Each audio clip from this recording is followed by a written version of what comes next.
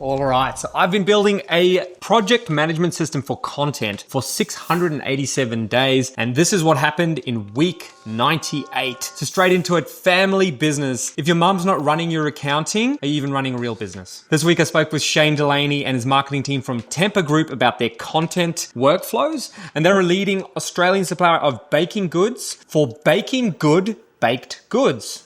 That's a tongue twist if I've ever seen one. And they're a family business and their mum is the senior accounting officer, which I found so funny because that's the exact same role that my mum had when we were building our last business. So shout out to the mums out there keeping the money rolling in. Straight into the next one, which is the rabbit hole. So I've been going down a rabbit hole building a feature that I never wanted to build. The Clipflow team has had a couple of questions from users about the possibility of storing raw media files inside of the system. But the problem with adding bulk file storage in a platform like Clipflow is that we're going to have to compete with the big players like Dropbox and Drive. Now they have, scale, they get data for a lot cheaper than what we can. It's very hard to compete. But even knowing all of this, I've spent the last 2 weeks exploring and building a lightweight version of file storage inside of Clipflow. Why? Because we know we can provide features and tools that the big boys will never build. So stay tuned, it's coming soon. The next one is the elevator pitch. The question for you is, could someone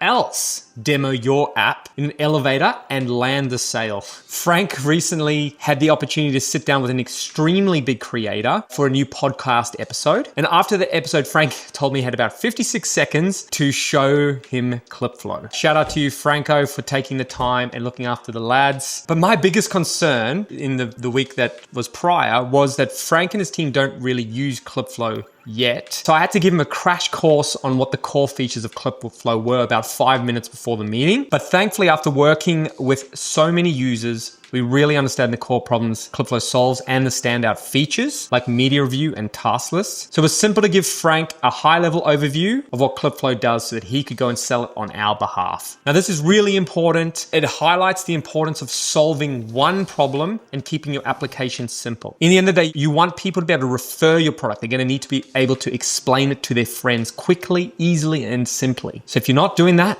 you're going to have a tough time. But it was a great week this week. A lot less chaos, a lot more fun. But until next time, we'll catch you later.